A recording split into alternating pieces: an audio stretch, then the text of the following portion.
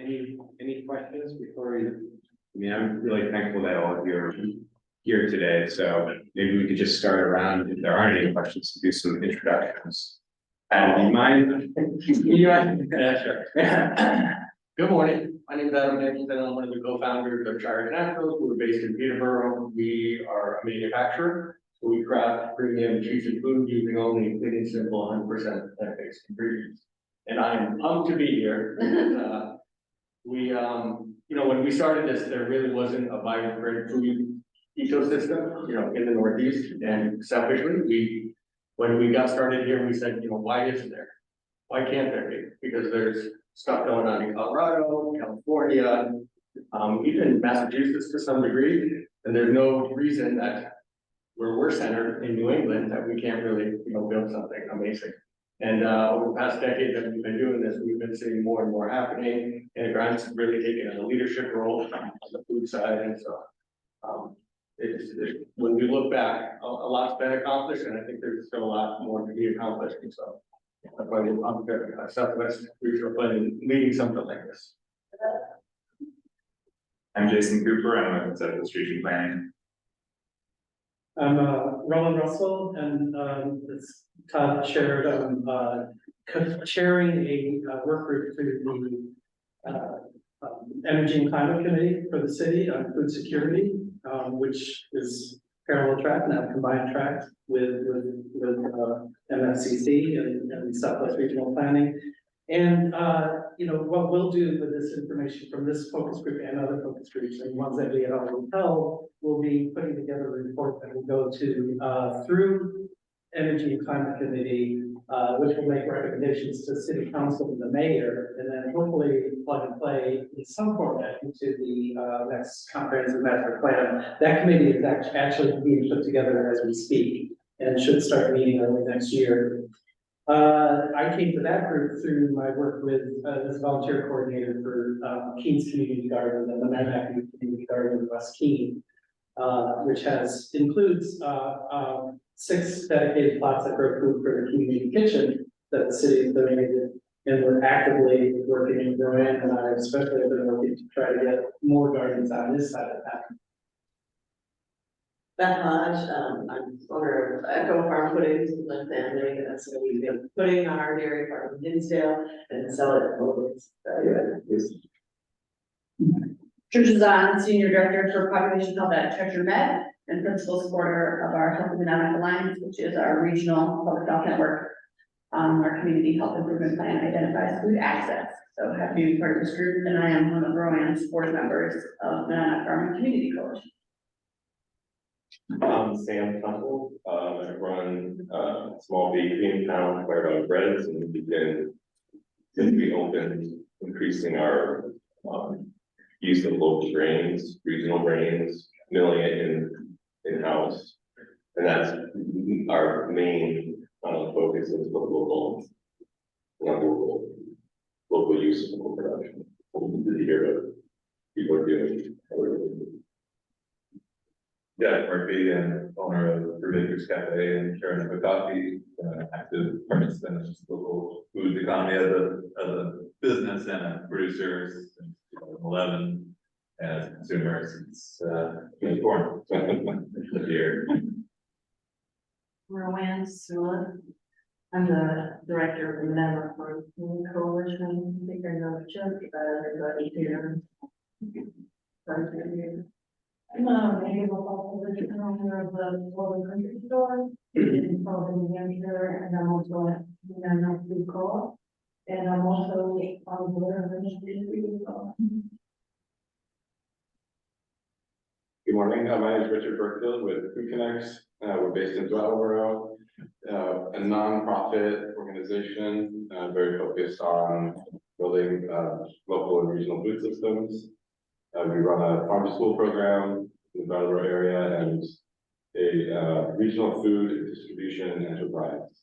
We source from 150 regional farms and food producers, and we distribute wholesale to about 225 wholesale customers, schools, hospitals, a lot of small stores in rural areas, and increasingly really taking a New England approach and aligned with the 30 by 30 goal. And really happy to see how our enterprise, our infrastructure can support what's happening here in the area. Denise Meadows, I'm co-owner of CC&D's Kitchen Markets, Chuck and Charlie Productions, Free Range Chicken Catering. And I've been doing the local thing for a long time. And we'll keep going. Juliana Dodson, I'm the Deputy Executive Director here at the Hand Friends Center, and currently acting Executive Director while Marianne is on a well-deserved sabbatical. And I intersect with this work through this group and also my work with Radically Rural, which is the Landon Community Chapter. Great. And our virtual participants, do you mind introducing yourself? Michael, do you mind starting? Sure. Yeah, my name is Michael Faber, and I'm with the Monadnock Food Co-op in Keene, as most of you already know. But yeah, and I guess, yeah, I'm excited to be a part of this. I've had involvement in different entities working on developing the local food system here. Served as a board member for MFCC for a period of time. Also a small producer myself, so I enjoy getting my fingers and hands dirty producing food as well. So yeah, glad to be here. Thanks, Michael. Hi, Michelle, do you mind introducing yourself? Good morning, Michelle Chalice. I am an environmental landscape educator, busy including and enabling local homeowners to begin to grow more food at their own home, and wanting to be part of this conversation to make sure I understand how it's moving and be clear in my communications to people as I'm doing this work. Thanks, Michelle. And Jenna, do you mind introducing yourself? Yeah, Jenna Carroll with the Keene International Market. So we're a small grocery store. We do sell produce. We make an effort to try to work with local producers. Admittedly, it's been less successful with produce as with other products. But our whole shtick, I would say, is trying to help more families in the region practice their cultural food traditions that they have on a daily basis. So we tend to go to Boston and New York for a lot of our produce. My husband's there now, so I'm here. Thanks, Jenna. And just so you all know, I think you can see on the screen that you're behind me. So if you're moved to speak, please don't hesitate to do so. I won't be able to see you raising your hand, or maybe my fellow participants here can clue me in if you'd like to speak, but I encourage you just to unmute and chime in when you feel moved to do so. So I think we have a really great variety of folks here today, so thank you again. So the game plan is to first talk about some of the challenges with local sourcing. We're gonna spend about 10 minutes on that. Then we're going to move into success stories and best practices. So certain strategies that you all may have employed in your respective businesses and organizations to sort more food locally. And then we'll talk about potential collaborative initiatives and future projects. So things that you may have thought of in the past as, oh, this is something that our region really needs, or would be really cool, or I would be interested in participating in, and collecting those ideas. And they could be things that are already happening at your organization. Like I know MFCC has, the restaurant, the STAR program, and the Monadnock Road, and things that this group should be fully aware of if you're not already. So we'll close with that. But let's start with challenges. So I'm gonna. I was hoping to use the whiteboard. I'm not exactly sure how visible that would be to our virtual participants, but I'll make sure to articulate what I'm writing. But to put some of these ideas up on the board. So I have some different topic areas that we could dive into, but I really want this to be a wide open and interactive conversation. But some potential challenges that came to mind immediately for me were pricing, communications, predictable availability, consumer expectations, marketing, distribution, technology. So I have some thoughts of where we might begin, but I don't know if I'm sure you all, this is a challenging topic. We wouldn't be here if it weren't. So I wonder, for folks who have started or have been invested in this work for a long time, just reflect on some of the challenges that makes this, a difficult topic to work on.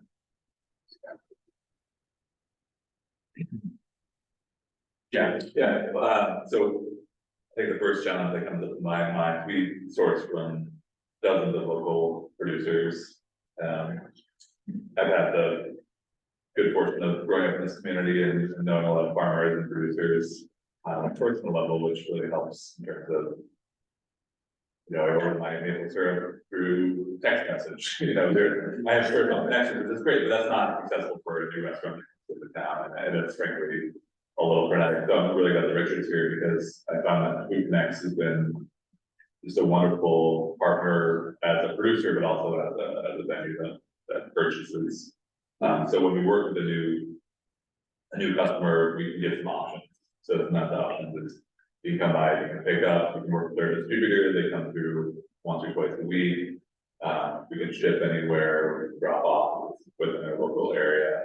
But I think that distribution comes up as like a kind of top tier item, because when you're purchasing, we have over 200 items that we purchase on a weekly basis from producers. A lot of them are from like a traditional distributor, but we try to pick off everything that we can from a local standpoint. So working with folks, we can sort of scaffold around like, here's the support as a producer, like if you can't get here to pick up a couple times a week, if you don't want to deal with sending an individual email out to every single producer that you work with, here's an option there. And some folks say, that's great, we'll do that sometimes, we'll do this sometimes, but it creates options. So I would say I'm really glad that Next is here to support this conversation. I think it's an important. Has the cafe ever been in a situation where you were really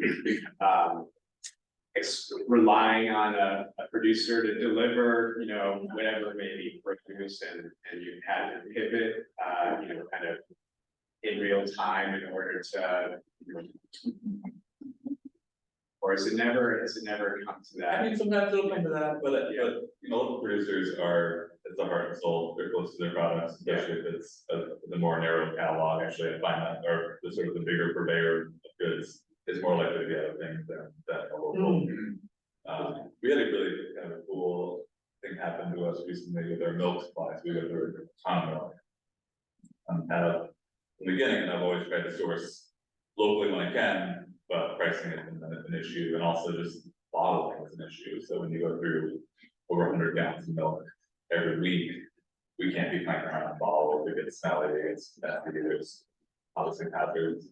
So we worked on small scales. We've offered like a local milk through a local dairy before, but it was tough, and the pricing was tough. And there's seen as a uniquely supported environment for local food folks. I think it's great. I think that we're in a really strong position, but there are some challenges.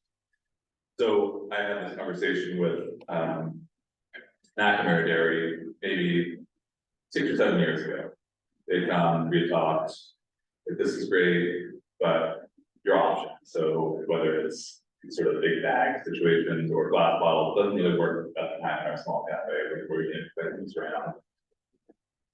So we offered a traditional milk, we offered a local milk. It was okay. They circled back like 6 years later and, hey, we finally got the tools that we need to bottle in plastic. All in plastic, but it makes it viable for us. So they came back 6 years later, they have to produce this plastic gallon milk deliver on the same days that we get our traditional delivery, and the headline is it's $1 a gallon cheaper. So it was like the biggest no-brainer for us to be like, listen, here's a local product. They're fantastic in terms of communication and delivery and customer service. They deliver on the same days that we get our regular milk delivery. So when I went to my larger purveyor and they gave us my milk anymore, they said we totally understand the better situation. So they were able to, as you know, mid-sized dairy to be able to produce and react to what the market needed. So even though we didn't, the first approach, we're able to realize that relationship, giving them the feedback, like, hey, we love to, this is what we need. Took years, but they came back with a solution to that problem, and it's been great for both of us. So, And just to be clear, the price differential was, they were able to drop their prices below what they were previously offering or below what the competitor. below the competitor, Yeah. yeah, which is incredible, blew my mind, but like, this is, that's amazing. So I don't think that price is as big, I think that we often think that price is the issue, but I don't think it is. I know as a coffee producer, I don't think our wholesale prices are any higher than traditional organic or not local producer. So I would encourage folks to look a little deeper, get a little bit more of that number.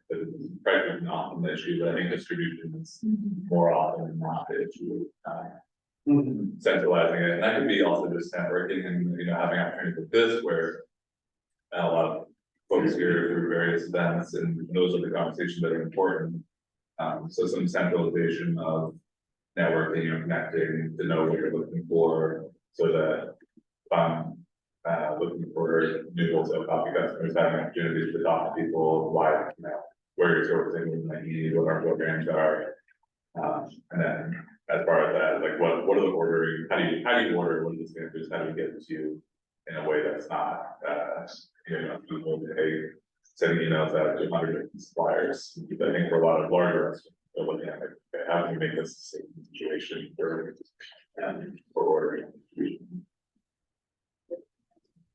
I was just gonna add that, you know, dairy is one of the places where it's really easy for us to hit that 30%, because we have a lot of dairy farms in the Northeast. Yeah. It's year-round production, like there's lots of advantages, and commend you for doing that. And just, you know, I just add our own product, you know, a lot of the ingredients, you know, as far as local sourcing, you know, we use maple sugar from the Baskins, but I think, for the most part, the ingredients, it's tough when you're FDA cert, you know, inspected, and the regulatory hurdles of like dealing with, you know, a lot of different, you know, like weird, I shouldn't say weird ingredients, but ingredients that maybe don't follow that same chain, or, you know, has to be the right word, but sort of like, you know, come through a more traditional means. So we need a consistent product, and we need consistent, you know, ingredients, and they need to be able to pass all muster with all the, you know, certifications. They can't take 4 steps to get to that, you know, so that's a challenge, I think. Can you give an example of, like a regulatory hurdle? So I just mean like to be FDA certified, like they're looking at the chain and the ingredients we're adding, and, you know, beyond just, you know, I can't just, take, I think milling my own cornmeal in-house, while it isn't possible, would be a way that, it would add, because of our facilities and things, you would have to have a separate clean room for doing that sort of thing, and like, so that's sort of a hurdle that would make it difficult. I think the other thing is some of the, you know, ingredients just aren't traditionally, you know, we don't make sugar and things, you know.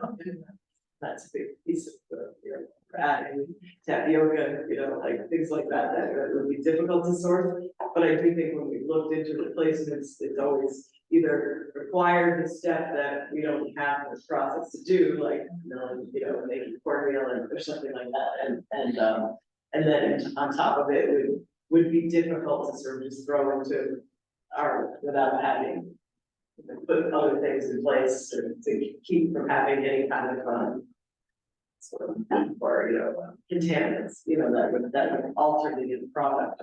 Are there some things you can source locally, like milk So our milk is made on our farm, so we source it right down, Okay. so that's Yeah. the biggest piece Yeah. of our product, so Yeah. okay, you know, so that's not.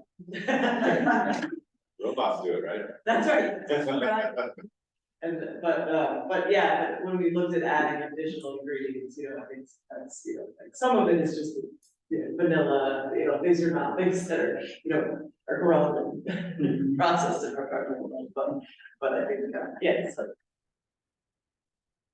I can piggyback on that one, so, at one point, we looked at sourcing, this red pepper puree that we use in one of our SKUs. And found that, the sourcing of the red peppers is, you know, possible in the Northeast, but the processing of them that follows this sort of chain of custody, we're SQF certified, so you have to have someone else who's similarly certified. But there's sort of like, we might have growers in the Northeast, and corn's a good example, it's a corn. But is there someone that processes the corn into cornmeal that meets the standards that then can be sourced from? Is a big question mark.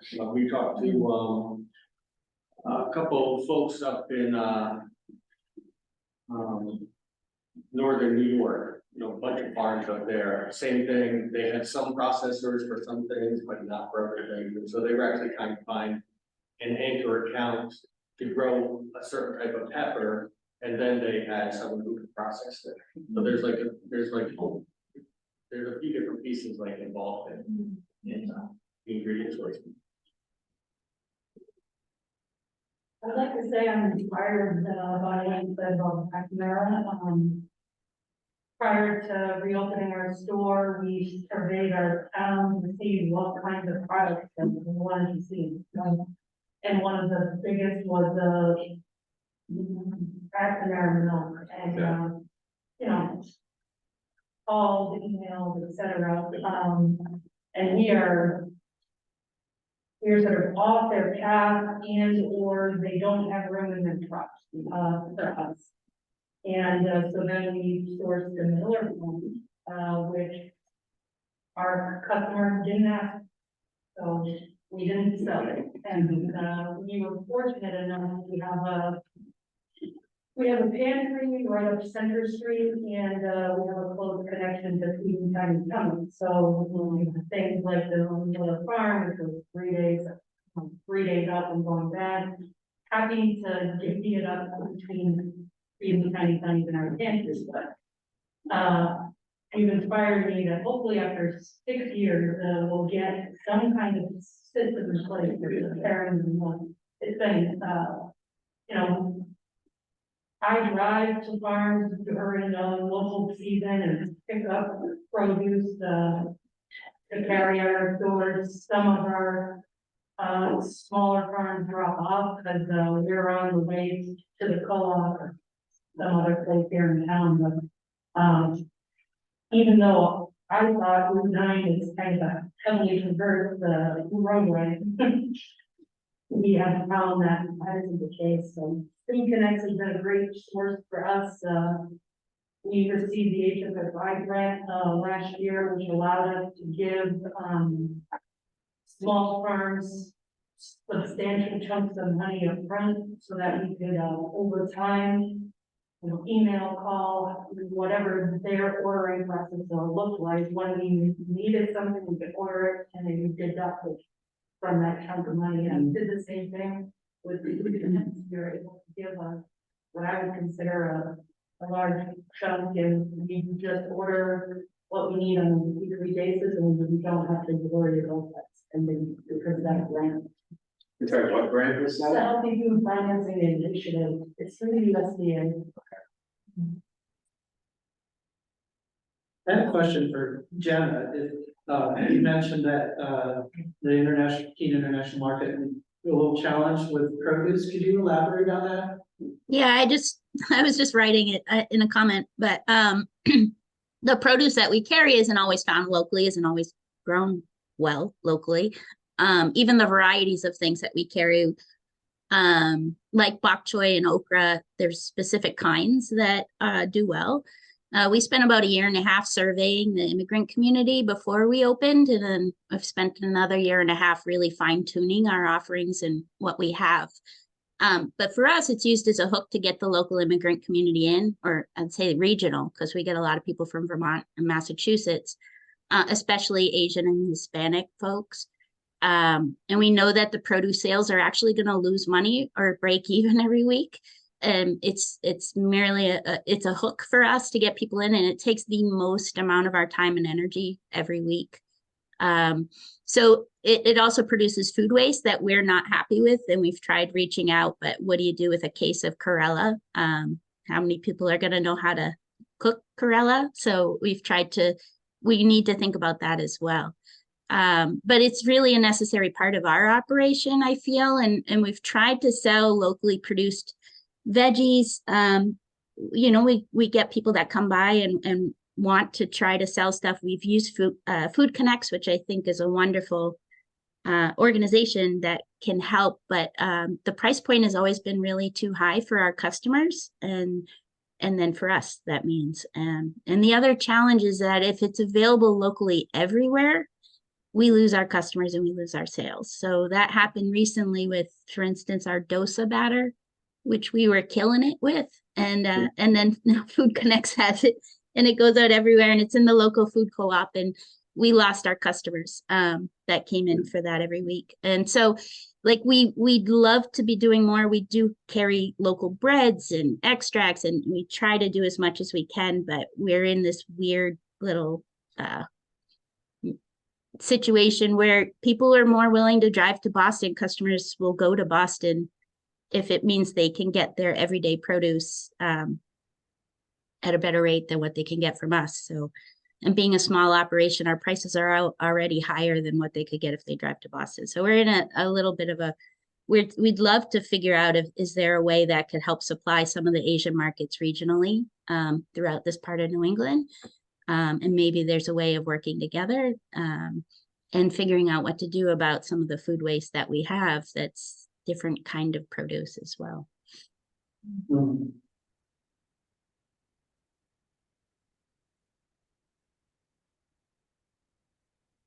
Any other challenges? Sam, I'm interested to hear your story. Did you begin when you started Fire Dog? I don't think did you start at, regionally sourcing, or was that an evolution? Yeah, it's always been a part of our thing. It's just grown, based on demand, based on our equipment, based on our staffing. It was probably in the DNA of the bakery from the beginning. And I think we're at a point now where we'd like to work more closely with farmers. And I don't know, I don't know how much of our sort of experiences and they're pretty specific to, well, there's challenges definitely with retail, and it's interesting to hear Jeff and about the Sullivan store. And I think part of it is distribution. There is a lot of ways in which for bakeries, sourcing locally or regionally from grains is easier or is harder than actually getting commodities. And so, for instance, there's bakers in Boston have an easier time getting grains closer to me than them. But I think Keene in the Southwest in general are a bit off distribution paths. There's some Western Mass growers that, because it's cost us a lot more to get their grain. For I think retail businesses, I think locally sourcing, there are specific challenges to retail. Another one with pricing. I mean, I agree with Jeff that in the end, you find ways for the pricing to work. You can pass them off to customers if you have to, which sometimes means educating customers a little bit about, well, why is this more? Well, we're using milk, or we're using this grain that we get from farm down the road. But this is something you do need to kind of educate, if only to explain, the price points. The other thing about retail so there's pricing and distribution. For us, some of the unique problems are consistency, and I know that we're not a wholesaler for the most part. We do a little, but for the most part, we're retail focused. So we don't have to worry so much about oversight. I think if anyone in the theater saw our operation, I mean, we have our mill in the cafe where we have 4 chairs, which is, you just have to get to the city of Keene. Get to the city of Keene, we're good. So So milling something on premise in a retail operation is, if we were any bigger, probably a separate room with the ventilation system. The consistency of the grain is tough, because, you know, so we're not doing huge batches of breads, but, you know, when you're working with locally produced, or locally grown products, especially grain, you know, quality, consistency, or just performance, might say, varies greatly. Since we're small, we can adapt to the grain. For instance, all our rye right now is coming from a new farmer in New Hampshire. Our first grain from New Hampshire, he's at granite grains. And we contracted with him to buy almost all his wheat this past year. It all failed. It was a terrible year for farms, with the flooding, and they have to sort of send their grains off for inspection. You get performance results from that, but you also have to pass certain toxin screening and stuff. Sometimes the farms can't get the grains off the fields fast enough, and they start to germinate, and it becomes not, you know, dangerous, but kind of hard to work with from a baker standpoint. So, for instance, like when we switched, we purchased a new mill that allows us to buy more from local and regional farms. That was one part of it. We figured out the costing was fine. But for us, the biggest challenge, and I think customers, like, we don't educate as much, but we do have the mill prominent. I think there's an interest in it, especially with children. They're just like, of course, like, you know, City of King's like, piece of machinery there. There's like one button you gotta push. Green button. But there's no, you know, everything's it's pretty fun. But yeah, so that's the biggest challenge is whether we contracted with the farmer, or we agreed, we'll buy 5 tons of all wheat we grew. None of it came to pass. So then we had to kind of build who's our next person in line. And that might be in Western Mass, that might be in Vermont, and they all have very odd delivery systems. Vermont, they come down on Green Mountain Messenger, which is like the guy who for yesterday. Used to be a guy in Western Mass that drive up and see all split the screen on split time, and then we have a place round up Hadley, they actually have a delivery service, but that's an added cost for us. So distribution's uneven, growing seasons, like if you're gonna be, you know, attached to the local food economy, you have to build into your system the ability to flex and be adapt to when they're growing conditions aren't ideal. And you kind of have to make, for us, the key is to dedicate a big part of our operation to supporting local farmers. We have to also make sure that we're kind of subsidizing that through a fair amount of commodity flour too. That's the only way we can do it. And I don't think it compromises quality of bread, but it gives us a certain baseline consistency, but it allows us to be able to afford to adapt to the changing conditions of local grains. What we'd like to do in the future, and I don't know that this could be, you know, I think we'd like to work directly with farms for like in a contract way. Like we have certain kinds of grains we want grown, but to be in a dialogue with farmers about, okay, what works in this climate, what doesn't, what are we looking for? What we look for is different than maybe what someone else might look for. And we don't have that. That would become like a partnership kind of deal. And you know, whether we're big enough to ever warrant that, I don't know. But that's kind of where we're moving to, where we can actually say, hey, can you plant 5 acres of this particular grain for us? We'll take the risk, or we can share the risk. That's another big thing for us. I feel like if we're gonna have a partnership, that we should be sharing some of that risk. Whether it's by you can't make a contract, and if the grain comes out subpar, maybe you have an agreement that you can still buy it, and then we would have to figure out, okay, what to do with it. And you know, for us, that can be a source of innovation. It's like, what do we do with this? All right, you know, yesterday I thought it was shitty grain, but today maybe I could do something a bit different. I believe this is a good idea. So this thing, building some flexibility into your system, whatever it is, to adapt to sort of the local challenges. Sources can be it's a challenge, but can also be you know, help you grow, help you innovate. You know, so that's where we're at. curious with your grain producers, did you seek them out or did they come to you? I think mostly we saw, yeah, I think like someone else, I mean, you know, there's many parts of the country much more so ahead. The great local grain economies. And partly it's due to university systems, I mean, you know, California, North Carolina, up it's New York, upstate New York, Vermont, all have a lot of help. The agricultural extension. UNH doesn't really been working with dairies. I know there was actually some effort to shift dairies in the beginning. All that. You can group on the seacoast that, has been really active. Yeah, Sarah, Yeah, that would be. Sarah, yeah. There's definitely is a small, but it's it's growing. They found I know just from them or whatever, like, you know, like I think, you know, finding equipment that's right sized for our, you know, because we tend to have small plots of land and, you know, like it, you know, when you're talking about the Midwest, they're, you know, just adding into the mix these gigantic pieces of equipment. Absolutely. I think they had to figure out some of this, I think it's a lot easier to grow feed grade for animals than it is. You don't get the cleaning. Yeah.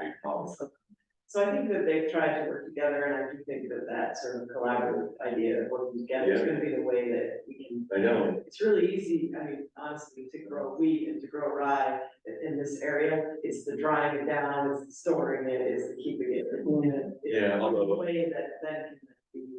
Although this year is like, I think with the. Oh, no, I just- Even getting it up in Yes. fields for you to. I just mean as far as crop, right, like, Other crop, yeah. it's like, I mean, I guess we typically likes it drier in general, but I think you could throw rye on the ground, probably on this carpet and grow, I mean, like, it's really like, it doesn't take a lot, it's the harvesting processing. And, but again, if there's a need, a desire to purchase it, then, you know, farms, you know, have the ability to do it, it's just creating, you know, getting those seeds smaller. Yeah, no, I definitely heard that before.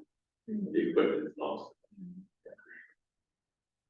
I'd love to add some distribution challenges. Sure. Yeah, I think the main one we face is just rural transportation is expensive.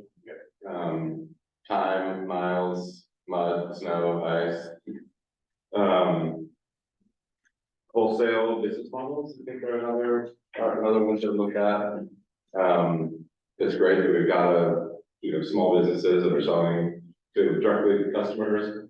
But I think this larger food system requires wholesale, and then there's some, I think, business planning, technical assistance. The business model shifts maybe from, somebody who's passionate about manufacturing or growing food to more management. And I think that's a challenge for a lot of people, but just to make sure that's talked about here. We see that as a huge issue. Because as a middle person, we've got costs too, and it's that's labor for driving around, it's maintaining trucks, it's maintaining a warehouse, there are additional costs. We're not in this business to make money, we're in this business to break even if we can, and we're subsidizing food distribution right now. Because it's tough to build a wholesale market. I think that this has come up, but I just want to reiterate on that this education on the food system seems like a major challenge right now that we could talk about. So that's I think it blends with demand creation too. We've got to get more people interested in eating food that's produced here. And I think that's It's the same way, right? Like if when the pandemic hits or there's this uptick in interest and then it kind of, you see that as well. Definitely. Yeah, so I think that goes with education. I think it goes with this 30 by 30 vision. I think that's something that people can align with and get excited about. What is 30 by 30? 30% locally produced or regionally produced food by 2030 within New England. It's actually part of the 50 by 60 vision, 50% regional by 2060. But we don't know. Every state counts differently and nobody's really. We're 7% big. New Hampshire. Well, even our region. Yeah, and it really depends on the product. So dairy, we're in a much better place. Grain, I think we're at 1 to 2% of growing our own needs. Vegetables, I think we're in the, around 25%. New England wide, this is New England wide, so the numbers are skewed by, hot spots of production, Vermont, or, lots of potatoes. Here in the Monadnock region or New Hampshire, the numbers would be different. Is there discussion whether the numbers are relevant? Like, in terms of these arbitrary county or state lines, if we're talking about increasing, I think it's one issue we always had with I guess branding, you might say, of like local stuff is like, to us, it doesn't matter if it's grown. If it's grown regionally and it reduces the transport and it's with smaller entities, whether it's grown 20 miles down or 200, doesn't make as much of a difference to us. And for me personally, I think, parsing the numbers as to sort of where it comes from. Well, I don't know, there is this with the retail brand anyways. Was it an ad not grown something? I think if you have to sort of go further afield for your, your kind of ingredients, those kinds of benchmarks don't make as much.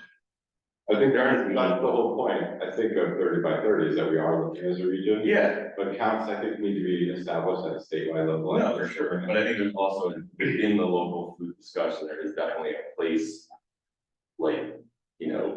place matters. It's what is local? What would you define it as local? Is the distance from production and growth to production? Is it, I'll echo that, when we think about local, we're thinking about the Northeast, so New England, plus New York. That to us in a global economy and a global world, that's local to us. And I think, to your point, sort of, maybe there's an opportunity to educate people thinking on what they consider local. Yeah. 20 miles versus the Northeast is, there's not one better than the other.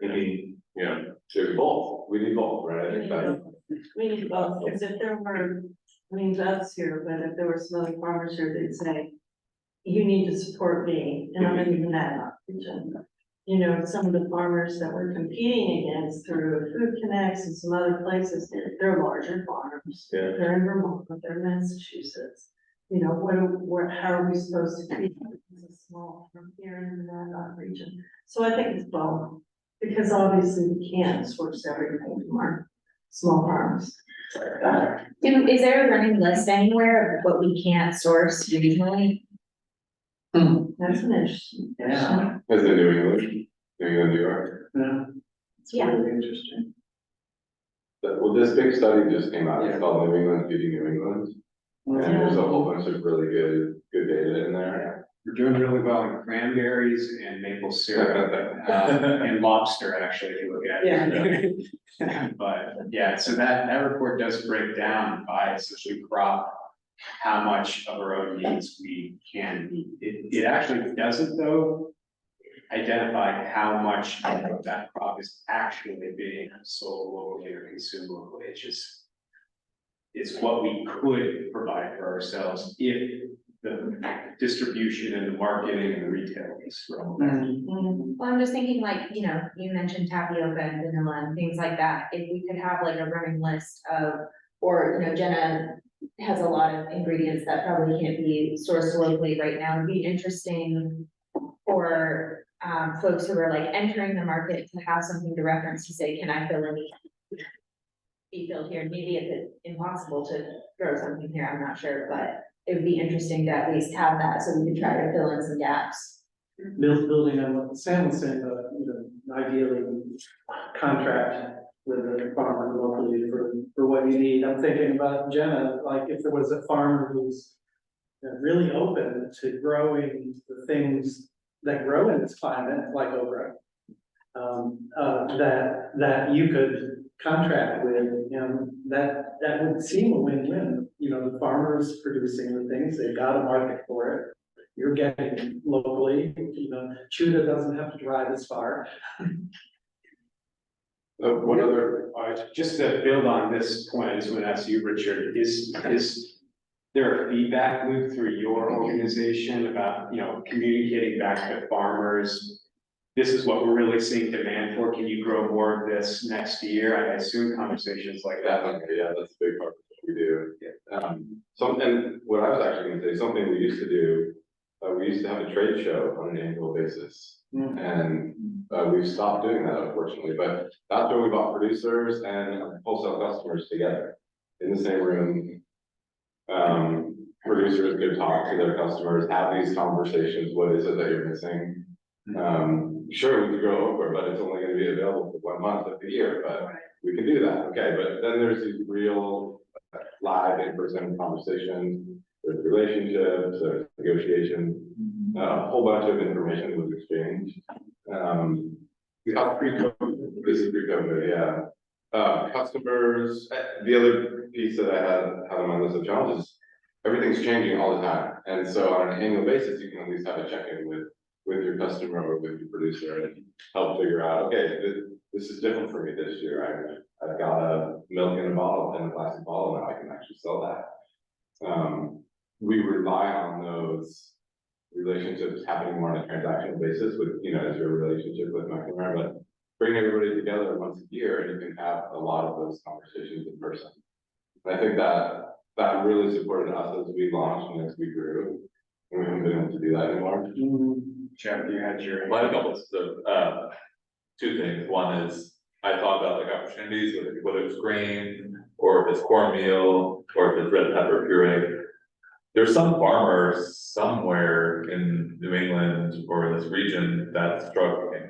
And maybe they grow corn, or maybe they grow red peppers, but maybe they don't know that there's a market or a niche for that sort of value added product, or that, hey, maybe I need to specialize a little bit in a couple different things but how would they get the information that, hey, there's some customers out there, maybe it's not just one customer that's gonna help us support this whole system to have USDA, inspected cornmeal processing grain, but maybe there are, 10 to 12 out there, so I don't know what that sort of conduit would be for sort of value added next level. A number of years ago, through the conservation district,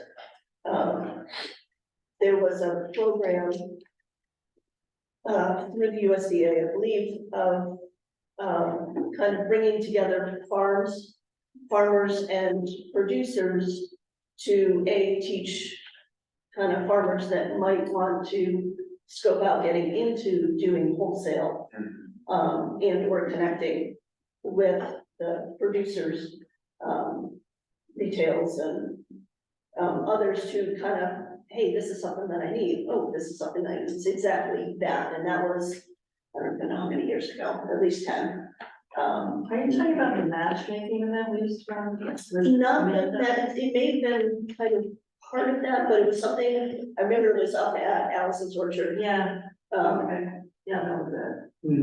And it happens at least once, if not twice, and it was a good opportunity and eye-opening for both sides, and it was done in the January, February, so that your farmers aren't, they've got a little bit more free time to be able to kind of do some of that.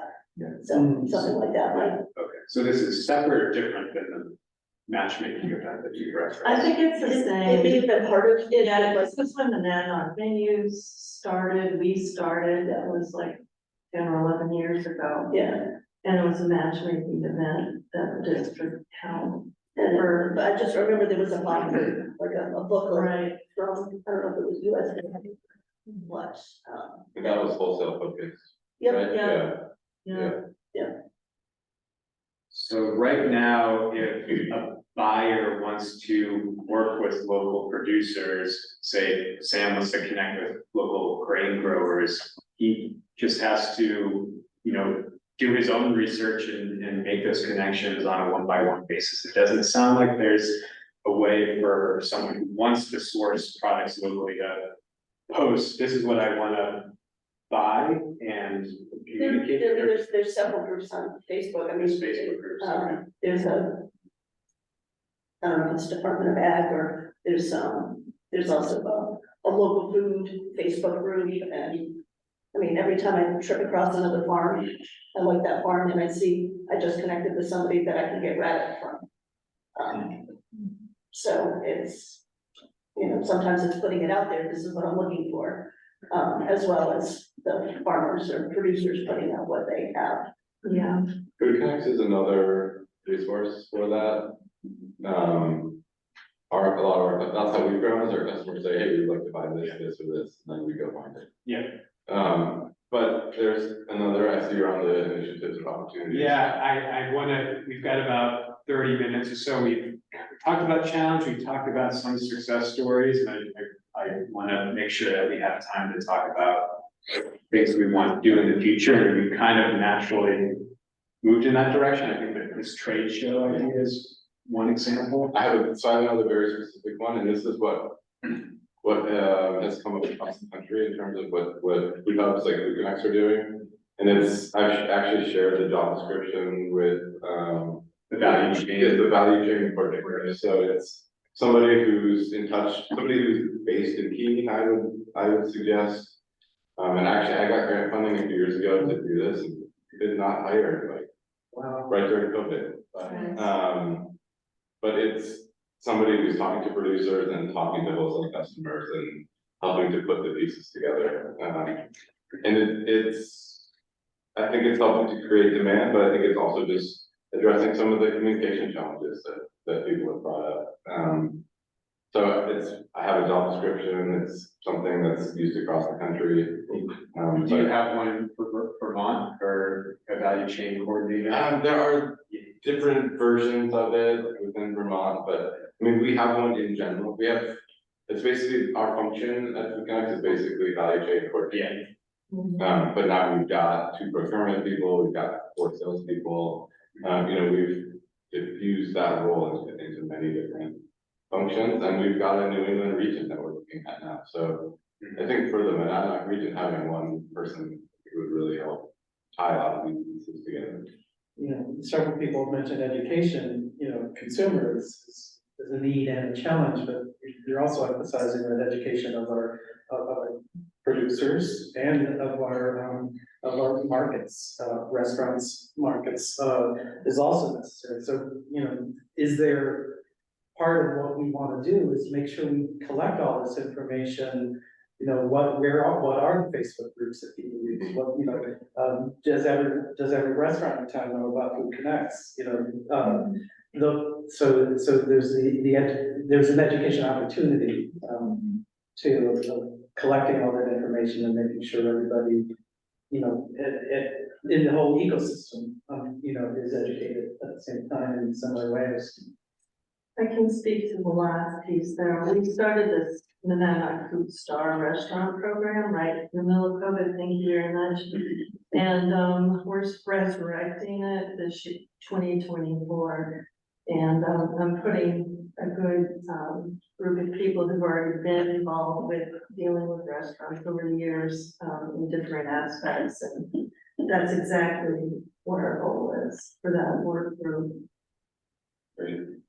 Well, Denise, one of the reasons I invited you is because I think you do really, really well with local sourcing. And you mentioned Facebook groups as being one of your kind of secrets to success with that. Do you have any other that you can think of? I mean, other than just been doing this a long time, I was fortunate enough to spend some time running the Hannah Marketplace. And that was right at the transition when the food co-op was coming in as well. So we completely transitioned going from having raw milk and meats, and all of that we phased that out because we weren't able to move the volume that we needed to move. But through my time there, just got to know a lot of the local farmers and producers and such, so had just personal connections with that. I mean, in the beginning, I was driving all over New Hampshire, et cetera. That was my day off, was driving around and collecting stuff and bringing it back so that we could sell it. And now we have Food Connect, so yay. But I mean, for us at the market where we do barbecue, price is our driving factor on that. Most barbecue is a 50% yield. So if I'm buying a brisket, and most of that meat that we're getting that is commodity meat, and I'm spending $4.99 a pound for my brisket. And I'm buying a 15-pound brisket that is gonna result into a 7-pound brisket that I'm sell.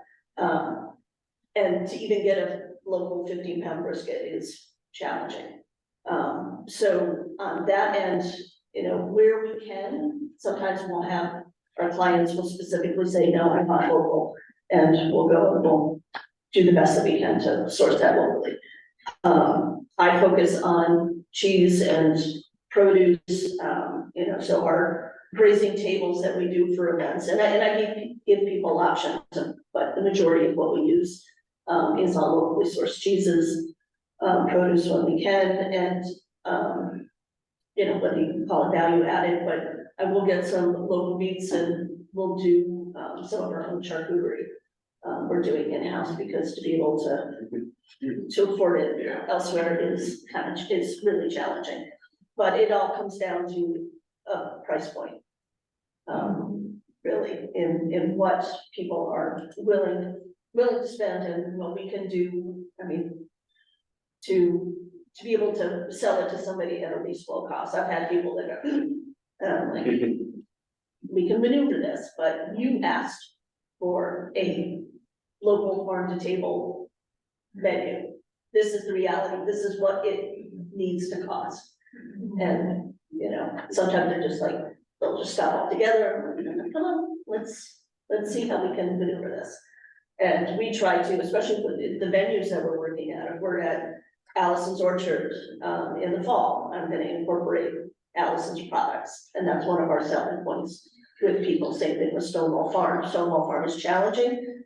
They used to have cheese, they don't have that anymore. They used to have ice cream, they don't have that anymore.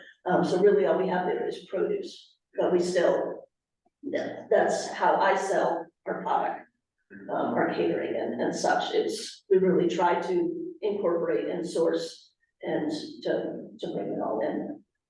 And just to follow, I think the reality of developing local food systems in an area of the country which you don't have a large urban market driving the demand. I think that there is an inelasticity of pricing. You do reach a point in Keene, for instance, or in the Monadnock Region, where it's just too expensive for people. Where I just had a baker come in a week ago from Virginia, and it was like, I can't believe you're selling this for food. And I'm like, I can't believe I'm selling it. I think that's too much. No, and I think that because of that, because there's just you just look at personal incomes here, you look at consumer habits, there is an inelasticity of pricing, and when you reach a higher point, for that reason, I think you have got to have a business model that's profitable. So that if you don't have a business model that's profitable, you're not, as a business, you're not going to be able to sort of decide, I'm going to allocate some of this extra money so that I can pay the premium for local ingredients. And I do think that if this is going to work, it has to be based, whether it's producer models, retailer models, value added models. You gotta have a healthy business to do this, because it's more expensive, and you can't pass it all off on the consumer. You just can't. So you have to find a way for it to work financially if you want to be sustainable. Because you can't run a business to break even. It's not, at least not small, and not if you're the main, it's just not. Yeah, you find the coffee prices where we were, our retail price right now is $15 a pound for certified organic coffee. That's not the best margin in the world, but if we lived in Portland, Maine right now, we'd be selling it for $21 a pound.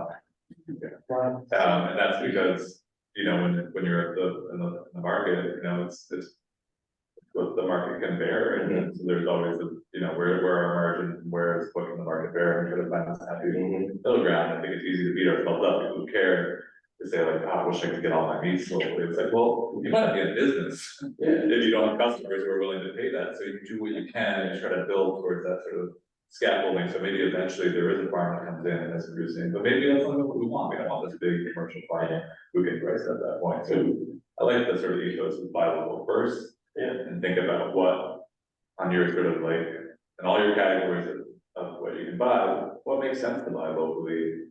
And then pick those things off and then work towards things that maybe, you know, are 1, 2, 5 year plan that you want to get into. But I think we have to kind of stop thinking of the sort of local thing as a sacrifice, as like a sacrifice of quality. It's like, it's not all like, best non-dairy cheese I've ever had is made right in this region. Right. I always have two containers of Menlo Farm putting at night in the refrigerator. Sam can charge as much as he wants for his. Not because it's like, these are local, I don't buy them because they're local, I buy them because they're world class, and they're really good. Yeah. You know, that, I think that we have to reframe. I think Vermont does a really good job, Maine does a really good job at it, New Hampshire does a really poor job at owning sort of the branding, where it's like, buy local, not because it's a sacrifice that you're making to support your neighbors, like, yes, we're doing that, but also because this is the best product in a local farm. There's nothing better than local produce, you know, buying salad mix that was picked that morning of the market. There's something better than that. So that's, I think we have to talk about why this is so good and why it's worth it, not that it's the sacrifice to our conveniences. Do you guys still, like, I mean, you're a pretty mature business point, do you still go back and look at your branding models? I mean, is that something that evolves, or is it pretty much you kind of stay with what we've got on? Yeah, I mean, we're always looking at least in our wholesale business and our online retail business, like, what are we providing that you can't just buy on Amazon, or you can't buy at Whole Foods? And so right in the back of every bag we have, it's a small batch roasted in New Hampshire. That's the value proposition. It's got a date, it was roasted locally. I can tell you it was roasted locally. We've got, you know, 30 people on payroll who live and work in this community. That's the value that we see. But really, for the customer, this is good, fresh, it's well sourced. You know, that's the branding that works for us. Julia? Yeah, and I was just gonna, call attention to the fact that I'm hearing a lot about relationships as being a big part of this. And I think that it sounds like we have to do like two things, right? Like continue those relationships and help bring more people into that, because we can't lose relationships in the food system. Hence the book that I brought. I was very prepared. But then also, in a modern world, we have to figure out how we can level the playing field too. So I've been toying around with an idea both for like the Hannah Grimes Marketplace and just like kind of circular economy sort of thinking with some sort of like online platform or something. I haven't really formulated it, but I wonder if for those that don't have the privilege of either having the history of growing up here or being in business for as long as others have, or don't have the time or money to make their way around, like to help it be easier to connect people, and kind of have their products as easily available, because I'm sure that a lot of small farmers, you know, they just don't have the time and money to invest in marketing in the way that some others do. And so we might just not even know that they exist. So kind of having a platform that brings everyone up to the same level, and they don't have to invest so much time and money in their own website and their own selling platform and things like that. It can kind of be a service to a lot of different people. I guess that's one thing I'm toying around with. That's like a long-term thought, but does that exist already? I mean, we send people to Food Connects, and so Yeah, I was it's gonna say that's their they platform. have a platform that's online, but is it specific to maybe, I don't know, I mean, I haven't been on it in a while, but there's probably descriptions there of the different types of food you can order, and I mean, we even our website, even the district has farms, farm products, search, but I think, you know, can it be better? Sure, absolutely.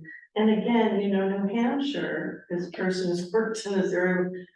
We look at Massachusetts, Vermont, our brain is blown by the amount of money, the sheer amount of money and marketing that is behind local. And we do not have that coming from this state, period. Thank God for UNH.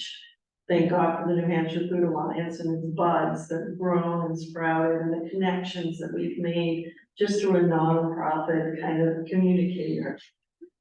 We have a long way to go. The other thing I just wanted to say real quick is we're working on a farm film budget footage live shot in King State College. Students are editing, and Jenny Worcester from Piccadilly Farms says the most brilliant thing. You know, everybody says, well, local food, why is local food so expensive? And she talks about, I want to know, why is it so cheap? You know, this is the race to the bottom. You know, what do you think is in your food? And I think that any kind of moving forward in terms of marketing for New Hampshire, that is the question. It's not, oh, support your neighbors. I mean, that's great. You know, it's altruistic, but this is about something else, that's much deeper, you know, and kind of diabolical on a certain level. Though commodity foods is something that it's a part of our life, right? And so we have to be realistic about how we're gonna grow into the future. Do you think that like Massachusetts and Vermont, like, I guess, success stories in local marketing, like have nothing for New Hampshire? Do you think that New Hampshire should be sort of following those footsteps, or do you think there's a different path for? I think we have to do it ourselves, you know, it's gonna be grassroots, it's gonna be nonprofits, it's gonna be producers, it's gonna be people, boots on the ground, it's not gonna be, you know, Vermont is known for dairy and cheese, you know, so that drives, they have people who are bought in on a political level to put money into their marketing. Our politics in this state. You don't see the state as being. I think that it's moving in that direction. I have to say, even Commissioner, you know, Sean Jasper is, you know, talking and actually the Ag Land Protection Program that got passed this year, huge win for us. I mean, it's moving. We're just, you know, we don't have, New Hampshire's known for recreation. We're not known for our local food. And that needs to change. I think that's very true, and I've heard a lot of great stories today from the producers and everybody in this room. We're not telling these stories, I don't think, to the larger region and engaging and encouraging people to get involved. I also don't know that the Monadnock region should hitch its wagon to New Hampshire. You know, and I think, I'm hearing this narrative from almost everybody in this room of, yeah, the Monadnock region is special, it's unique, it's great. Maybe we're not part of New Hampshire really. And so let's own that and create a narrative around that that's part of this New England region. And I almost feel like taking New Hampshire out of the equation might help with that story and go from Monadnock to New England. Because I know Seacoast, they're very strong in New Hampshire. And they have tethered themselves to food hubs that are outside of New Hampshire for obvious reasons. Yeah, we're a closer community to, you know, South Eastern Vermont and Right. Western Mass. So Right. Seacoast or New Hampshire. Right. I will say that there are initiatives that are trying to like sort of build resiliency, build all those things and there are grant funds available. And they're starting to look at it more as a regional. I think that New Hampshire has not traditionally done a very good job of like, you know, getting the information out, getting resources to people who would be applying for those grants, making sure that they get those dollars. The Northeast Dairy Business Innovation Center is like, that's part of like the most recent part of it, you know, it's housed in Vermont. But, you know, getting that information out to New Hampshire producers, making sure that they're applying for those grants and, you know, we have a resource and, you know, the Monadnock Food Fund. And I think that oftentimes there aren't that many applicants. I think we can find a way to like, you know, funnel more dollars, show them that the local community wants to spend those dollars. But, you know, that same sort of idea of the person that can be involved in the value chain, you know, and helping people find some of that grant funding, because there is money being funneled into the region. New Hampshire's not traditionally done a very good job of taking advantage of that. So how can we make sure that we get our producers to take advantage of some of those, you know, making sure that we're providing some help in how to write those grants and get, you know, be successful in getting that money funneled into our region. Because like I said, the state, you know, we have a low tax, you know, low government, small government state, you know, that's just, you know, we have to look at that and say, we're not gonna have a Department of Ag that's funded at a level that, you know, others are that are gonna throw a lot of money at local food, but, you know, is there regional money that we can do a better job capturing? You know, we have, you know, that I feel like is a place we can, you know, and can be successful at, and I think, you know, those things are places where I feel like it would be an opportunity, you know, for us to take advantage of. Just want to make room for our online folks. And anything to add? Haven't heard from you, Michael or Michelle yet. Yeah, I mean, I think maybe just to echo some of what's already been said, you know, I love the idea of trying to recreate some type of like a matchmaker, just other, you know, like a buyer and seller event. I just think that just helps bring the importance of it to focus a little bit more and get people thinking about it and networking together.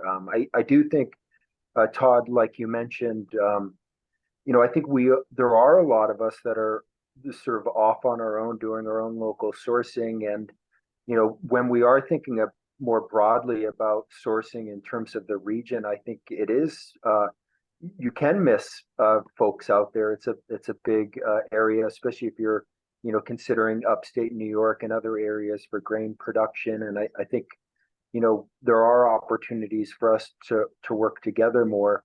I think one of the challenges that we've seen is just, you know, our region doesn't have the same type of agricultural resources that Vermont has. And so the farms tend to be on the smaller side, and that impacts, that scale impacts the pricing and their ability to produce on a level to consistently provide wholesale.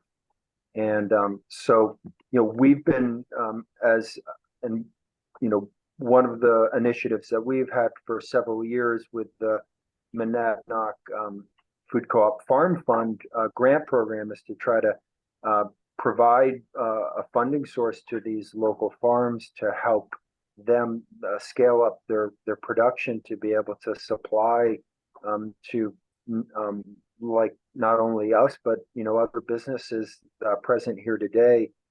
Just knowing that, you know, business is really needs that consistency and that scale and that pricing to make it all work successfully. And just, you know, would really welcome anybody who wants to help with the, you know, we do fundraising every year for the Farm Fund, which and distribute those funds out, and just sort of welcome anyone who wants to help get involved with that. And I guess, you know, just coming back to that thread of, you know, how can we help some of these, how can we help, like, you know, incubate sort of new businesses in our region and help them scale up to be able to be successful producers to support our region. Those are a few thoughts from my end. Can I add, I really appreciate the thoughts on communication. I had the very enlightening experience this summer of managing the Keene Farmers Market.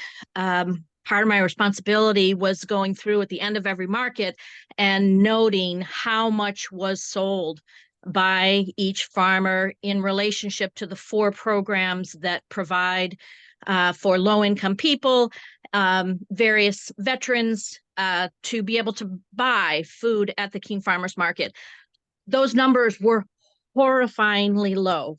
And what struck me as a small business person myself is the communication aspect. These folks, as you know, are struggling just to do what they need to do every day to produce what they're producing. And they're not necessarily market savvy. They don't necessarily have the time to, we don't have a representative for the Keene Farmers Market at this meeting today. And I understand those reasons much more clearly now. And I will acknowledge that they're complex, but anything that we can do to make it as easy as possible to communicate, as was being mentioned, the opportunities that do exist to grow particular foods or a particular type of food that there is a market for one of these local businesses that they want to use, whatever makes it easiest for these farmers to know that, because they're going to have to shift. It was really tragic to see the blueberry supplier just have to drop out of the market because she just didn't have the blueberries, or they happened much later in the season, dramatic impacts, and they're going to need to shift. It would be great to be able to have communication methods that make it easy for them to understand what those market opportunities are as fluidly as possible so that they can respond in a really timely manner. Thank you. Thank you, Michelle. I think topic of communication connects back with this idea of a trade show or some sort of in-person convening. I wonder, just kind of a litmus test of folks in the room, does that seem like a worthwhile project or initiative to pursue? Thumb up on there. Oh, yeah, thanks. What do others think? I mean, it seems like it had value in the past. When was it? It was pre-COVID, so maybe 2019 was. Yeah, I think also we might have stopped prior to that, just because we kept growing and we have 150 vendors now, so we can't organize that in any venues around the area. But again, we're regional, we're working with regional producers, so if there was a Monadnock focused one, it wouldn't be so large. Yeah, and I think part of it was the district, and then MFCC did one for a bit, and then when the aggregator went to Food Connects, it was kind of, there was this lull in that initiative for several reasons. But I think it'd be pretty easy to bring it back. Did it having help organize those matchmaking events? Did you see value in those, and did you see value in reinitiating those? Yeah, I just think it's getting people there. Yeah. You know, like doing booze, I mean, I remember the last one, crickets, it has to happen in the winter. So farmers can show, if it snows, we're out of luck, it's just it's New Hampshire. But not to worry about those events, it's just the same people talking to each other, and Yeah, always same the as bigger people show up to all the events, it's, It's a lot of outreach. yeah, it's a lot, It is. yeah, There's a lot of work. yeah. Yeah, I mean, I think another, approach would be to do multiple smaller scale. And so that, it's like, it's canceled, it's not, you don't do all your eggs in a basket. I mean, I think we've thought about having, trying to host like, informal, just come over and for drinks, definitely drinks. And food, and I don't know, getting together with this conglomerate of producers and growers. But it's like, we're all in our local. We have either the winter for sure, and when it's a good time to be incubating stuff. I know for us, with the rainy growing, like they plant September. Most. So like, it would be even. I don't know, When you mean smaller scale, do you mean like grain specific and then something else specific, or? I guess just more like small scale in terms of. It's like it doesn't predict too much of what you're trying to get done, you're just getting together people to. Generally have some, the chamber of commerce, probably like once a month, we get together at a rotating spot and say, like, I'm for drinks. So this is.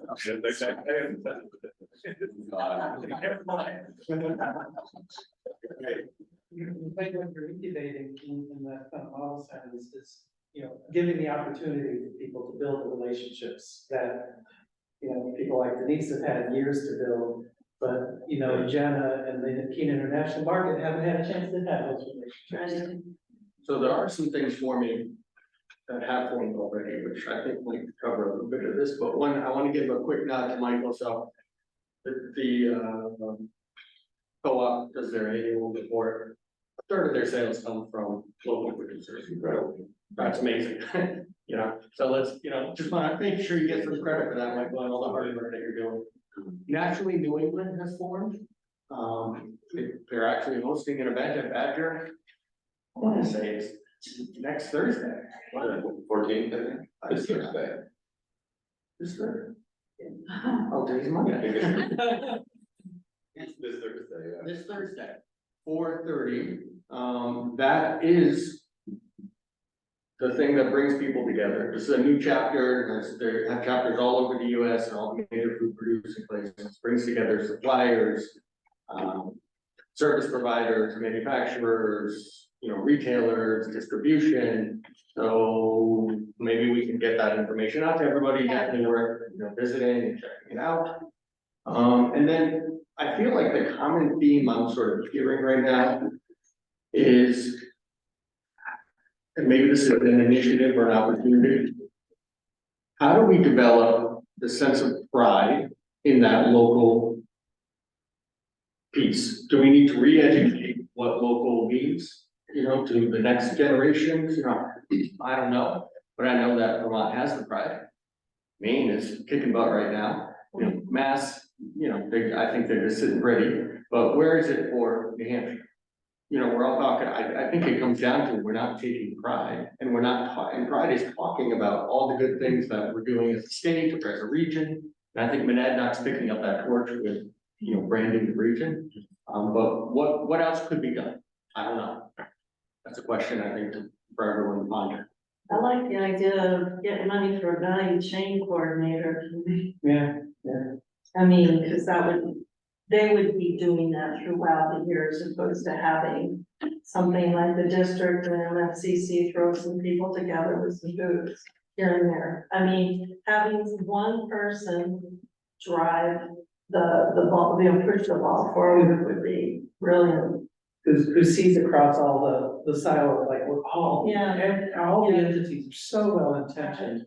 But when you operate in isolation from each other, there's initiatives happening all the time that even those of us who are relatively tapped in, Brian, you've been encountering this all the time, like we don't know what we don't know. And there's lots of good things happening, but there's no real way, or the bandwidth to ensure that it happens. So that coordinator position could be in the driver's seat to help overcome some of those silos, to the top of the silos, open doorways and the boundaries. That is also the case for textiles and lots of other, this idea of needing to get out of our silos and connect dots and things like that. That's a broader initiative that is in other areas too. And I also want to put out there that for, we have the Radically Loyal platform. If there is a particular issue or topic that could be helpful to explore, like we can use that platform to bring in speakers from all over the country to have working sessions. So keep that platform in mind if you have a topic or something that you want to put out there that we can unpack further. We're already putting the resources into it. And I would say that in general, we're also doing some of the less maybe easily described work in what we're doing right now around the table. And it's really easy to kind of, like, I'm sure lots of you who got this invitation were just like, oh, there's another initiative, and it's easy to think about initiatives as coming and going as like a bad thing. But in this book, which I would encourage everyone to read, it's Feeding Each Other, Shaping Change in Food Systems Through Relationship. And the author is actually coming to meet with me all day this Friday, which I'm really excited about. And we're going to be talking about larger system changes, not just in the food system, but certainly within that as well. And her and her co-author feel like relationships are really the key. And the three kind of pillars, one is like sitting in discomfort, because changes can be uncomfortable. Two is, let me look that up because I forgot that one. But then the third one is story. And so the second one's being rooted in place. And I think that that's really important because my generation and those after me are very geographically mobile, but it can be really uncomfortable to stay in place for a long time. And you've seen things come and go. You've seen things come and go. How many of us have seen things come and go?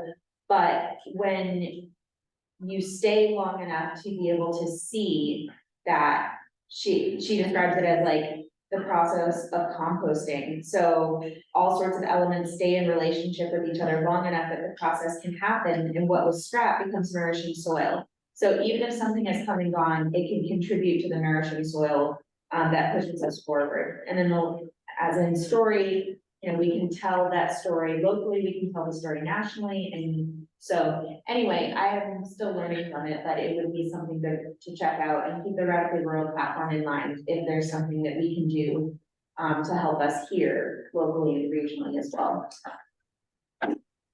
I have a question or a wish, I guess. In thinking about the specialty food retailers like ours, and we're in contact with some of the Asian markets in Concord and Burlington and Hadley, Mass area and all that as well. If a place like Food Connects would be willing to have a meeting about some of these specialty foods, especially at different seasons, what we're looking for. We're all looking for goat meat in the fall for the Hindu holidays, for instance, and locally sourced goat meat would be great. But if there's opportunities then for some of these specialty foods for retailers like ours, I'd love to be able to have a meeting that's more New England based, because there's not too many people in the Monadnock region that we could talk to. Where we could maybe share resources. So it's just a question I put out there. Yeah, I think, you know, we've had this conversation with a lot of different immigrant communities, and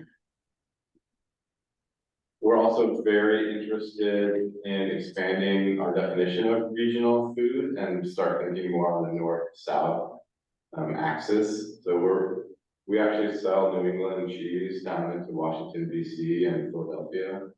And we're very interested in bringing up produce from the South in the wintertime here. And a lot of logistics to figure out, but the concept being, we know which farms they come from. It's still source identified from production to home, and then we're working with values aligned partners to get the product here. So very interested in a conversation, especially around these specialty produce items that you're talking about. And then, yeah, goat, people talk about goat all the time. So that would be something that we'd be happy to have a follow-up conversation around. That would be great. And an increased number of requests for halal. And so just having those kinds of conversations so we know how to, you know, refer people. We refer customers to other places all the time if you know. So I'd love to have a conversation around that. Thank you. Are you connected with the Fresh Start Farm in Manchester? Fresh Start Farm, and it's through Oris. Jen, I'll send you some information about that too. They do have a food hub that's part of the Fresh Start Farm, so that might at least address some of your sourcing issues. That's great. Great. Yeah. And another thing, when we do get stuff, and then the reason why we end up, my husband's 2 days off or commuting and getting stuff, is that everyone thinks of New Hampshire as being on the Canadian border and nobody will deliver up here. So it's a lot of, we can reach out and find other places, but getting the stuff to the Monadnock region is difficult too. And that's why I go through Food Connects and I go through every single page, because there's no filter for like international. But I go through everything. We've tried a lot of different types of products, but it's a wonderful resource. But yeah, it'd be nice to know that there's a way of distributing it regionally. Well, I wonder if we're past by, about 15, 20 minutes are appointed time. So I want to respect everyone's time. And thank you for coming today. In terms of next steps, we'll plan on compiling what we've talked about today and flag some of these potential next steps and maybe continue the conversation with the relevant partners, keeping this whole group in the loop as far as initiatives like a value chain coordinator, exploring that further, maybe not necessarily a trade show, but smaller informal events that help, continue to build relationships in the local food system. And it sounds like there's stuff happening like this Naturally New England event, and I mentioned it before the meeting today, this Liberty Food Fest is happening in Bellows Falls. That seems to be, have a lot of overlap with what we're talking about today. So look for that email communication. We just want to make sure that, as we have good conversations like this, we preserve that information so that, the next group that's interested in moving this conversation forward knows, what's already been talked about. So, There was a number of, businesses that were invited, couldn't make it, others that in the same realm that we want to reach out to. So we may put together, we talk about possibly putting together a survey to collect more information, more kind of information from more organizations, probably built around some of these points. What do you think about this? Want to add quickly, because I think that when this meeting was framed, there was discussion about the master plan, how some of this information would want to be embedded in the master plan. I think the one thing that I wanted to just tag on there is that, like, what can the local government do to support the food producers? Because I think that, to me, that actually is the heart of it, because I think a lot of this supply chain stuff will help when there are more businesses that are thriving in this area. So the more people that are buying local produce, the more robust it's going to be, the more farmers are like, great, there's an opportunity here for sales. And so I think as a business owner, this is a fantastic community run business.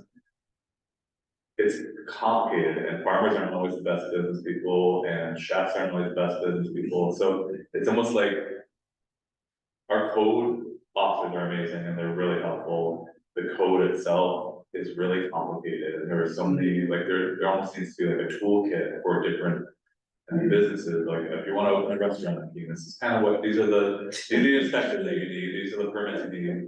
If you want to start a farm in the region, this is kind of what you need to go through with the state, with the USDA. I think that those kind of resources will sort of lower the barrier for people to start and thrive, because there are really good business people, they're really good producers, they're really good chefs, they don't always kind of match up together. Well, and Hannah does have our food and farm business lab, so food businesses and farm businesses, we help with those business resources. So if there's gaps that we have there with like, okay, we should add a week talking about permits or, something like that, then we'll send that our way, because we already have this program, we can just work it into the program. And if you, I was gonna say, a lot of that came out of everybody and their brother coming into the Hannah marketplace saying, my family says I make awesome salsa, so I'm gonna start a business and sell it. And the first thing I would say is, you need to go to the Hannah Center and talk to them about business. And that's not what food producers and farmers and they don't want to hear that. They want to start making their product and be at it. And there's a whole lot of education that needs to go into it. Yeah, and also just on that thread, for, the master plan, I've been trying to get MFCC's website, which has all this info, like go to Hannah Grimes, your new farmer, go to Land for Good, go to the district. I mean, like we have a huge amount of resources. I can't get the city of Keene to connect with our website. I've been trying for 2.5 years at this point. Yes, we're gonna do it. I've been in there, I've spoken to people. Peterborough was no problem, but the being the, I don't. That's when you like chain yourself to the building and say I'm not leaving till this is done. It is interpreted as a policy that the city does not, the city website will not link to any external. Yeah, we've run into this as well. It's the craziest. That it is nuts, yeah. So that a business owner who's new, I mean, where do you? Yeah, it's crazy. Chamber of Commerce, I'm but gonna flag that one for recommendation. Yeah. Thank you, everyone. Yeah. Appreciate you. Yeah, thank you online folks for being here. Then I'll get some information to you about, fresh start farm. we're interested in buying Sure. We're, I probably see you today, and Great. saying it to you. Okay. I'm gonna email you both and Okay. say, You'll email Tom. yeah, Tom's the, you get it. okay. That's great. That's great. Who's good? Linda Karen. Okay. Yeah. Great. Still here. Yeah. I mean, we've already. Yeah. Yeah. Take a photo. Yes, I'll take a photo. Yeah. I'm gonna get it all. Yeah, and I took some notes too. Yeah, you can do that. Yeah. Make my. Yeah. Okay, sounds good. Yeah. Are you engaged? Actually, So somebody invited me to.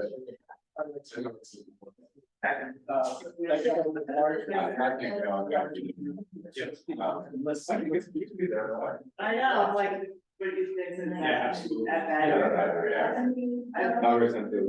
No. Yeah, it was really awesome. But I mean, like, I just, Yeah. we are encouraged, like, I'm really engaged with one party, but like, in the food industry, like, real labor on the surface, like, yeah, actually involved. Yeah, that's.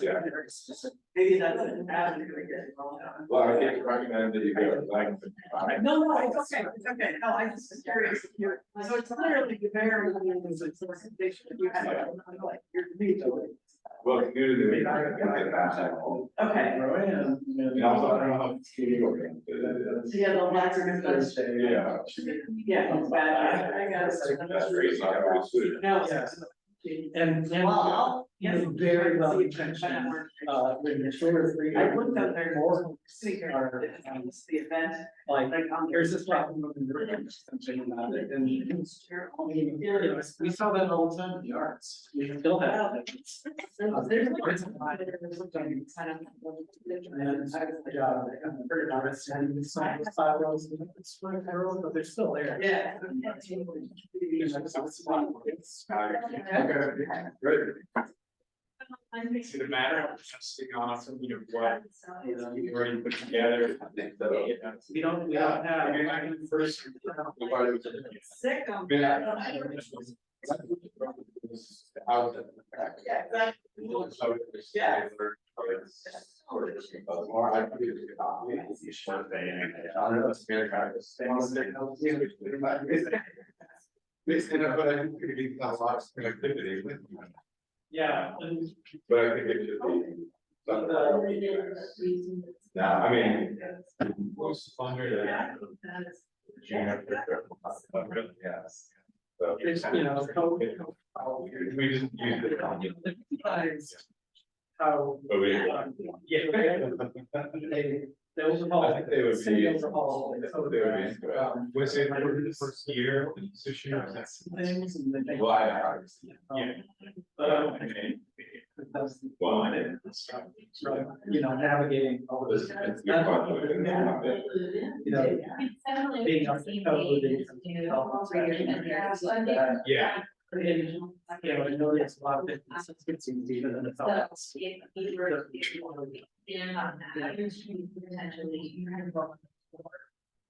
So, this is very. They are. And when's the time period? Yeah. Yeah. Well.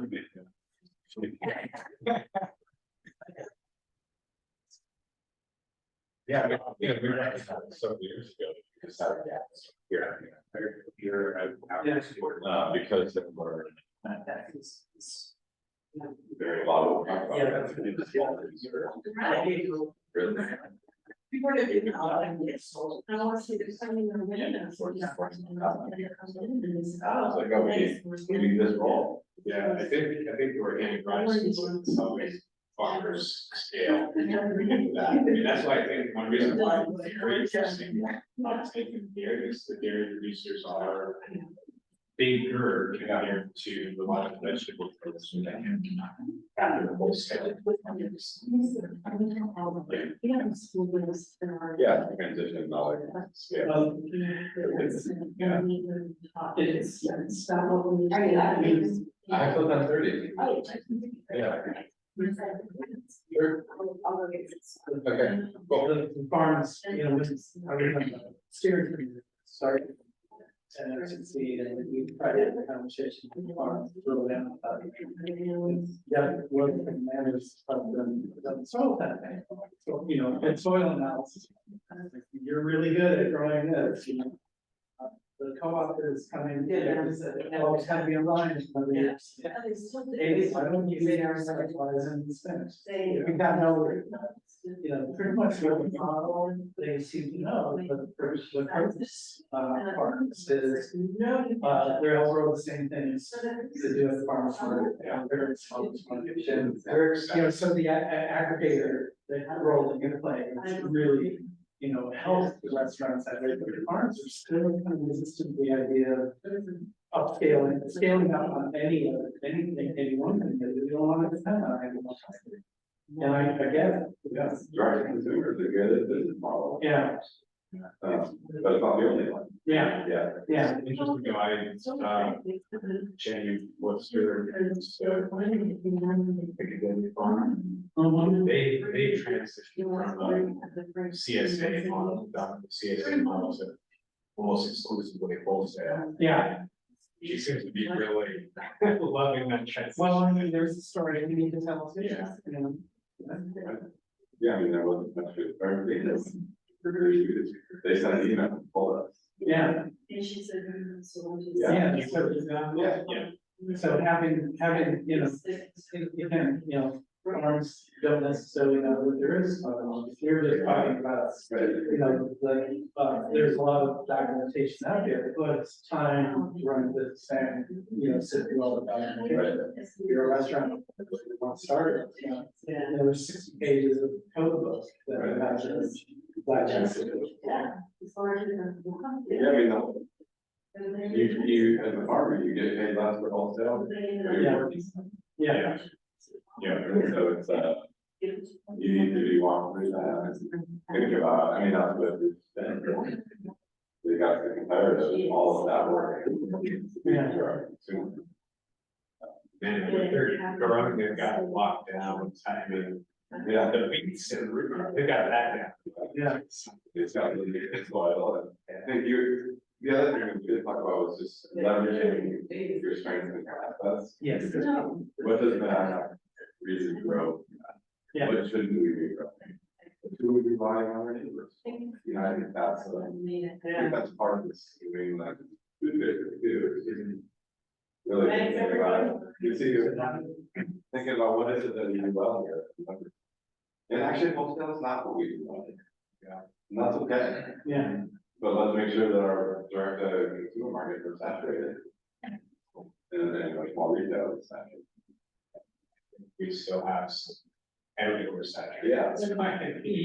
Yeah, I mean, what we had proposed, Bonnie Hudson is still involved with the food block. You know, try to introduce the farm market in a model that Bonnie had found that, you know, very successful in other places, that the farmers market sets up at the co-op, right? And at the end of the day, you know, what you haven't sold to direct to consumer, it's sold, you know, slightly discounted to the co-op. Oh God, they didn't do that. Well, what are you doing with what you have sold? You're throwing it on the compost heap. Why? They thought that what they told us is, well, like, why would people come to us and just walk into the car and buy us? Well, it's not there. I said, well, the end of the day. Have you gotten into seconds at all, or like, is that? We sell seconds off the farm, but Yeah. not much. Yeah. Yeah. Yeah, it's hard to transport seconds, right? That's like, you gotta get those. Yeah. Do you do any, like, thinking about seconds, do you do any programming, that works with, food pantries?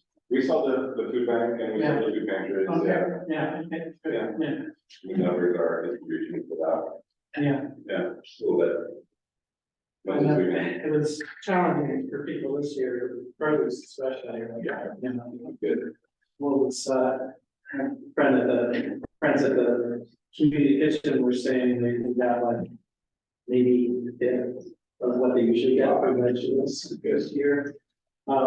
Just the farmers had just enough to make themselves record consumer, they didn't have any extra donations. Yeah. Cool, well, thanks for organizing. Yeah, thank you for doing a good job. Yeah, I'm gonna try to catch part of this Liberty Food Fest. You're listed speaker. I'll be there, yeah. Which day are you? Friday, yeah.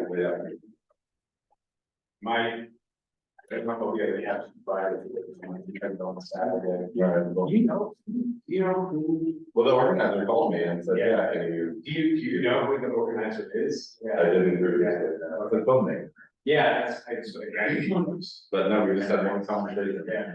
I don't know. Yeah, okay, cool. Yeah, thanks, Richard. Yeah, happy to talk more on this position. Too. Yeah. So, Let's do it. if we should host it, we can consider that. Okay, Yeah. all right, thanks. Cool. Good Good to see you all. Thank you. Thank you, yeah. Yeah.